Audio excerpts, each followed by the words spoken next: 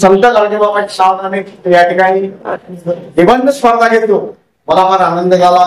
आपल्या शाळेमधले असंख्य विद्यार्थी यामध्ये सहभागी झाले।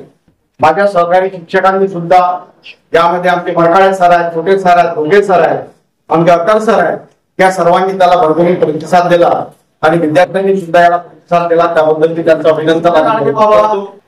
यांना हा पुरस्कार मिळाला पाहिजे होता, भारतरत्न।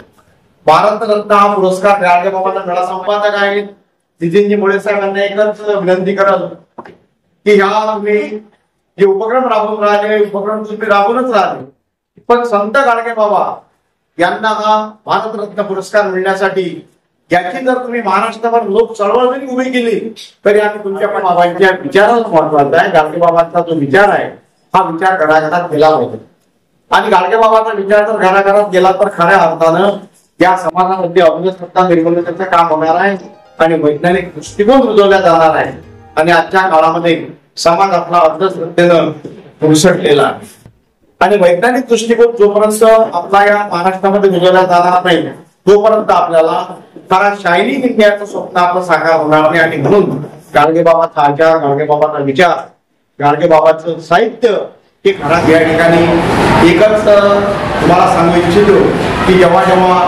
गाडगेबाबाचा विचार तुम्हाला कुठेतरी पोहोचवण्याचा तुम्हाला वेळ येईल, प्रयत्न येईल, जेव्हा जेव्हा त्या स्पर्धा येतील त्या स्पर्धेमध्ये तुम्ही भाग घ्या। आम्ही सगळी शिक्षक मंडळी आणि सर्व मंडळी या आमच्या या मुळे साहेबांच्या पाठीशी आहोत। महाराष्ट्रामध्ये त्यांना गाडगेबाबाच्या संदर्भात कुठेच उपक्रम राबवण्याचं काम पडो, जनजागृतीचं काम पडो, आंदोलन करण्याचं काम पडो, मंत्रालयापर्यंत जायचं जरी काम पडलं तरी आम्ही त्यांच्या पाठीशी खंबीरपणे आहोत, कारण त्यांना हा पुरस्कार मिळाला पाहिजे।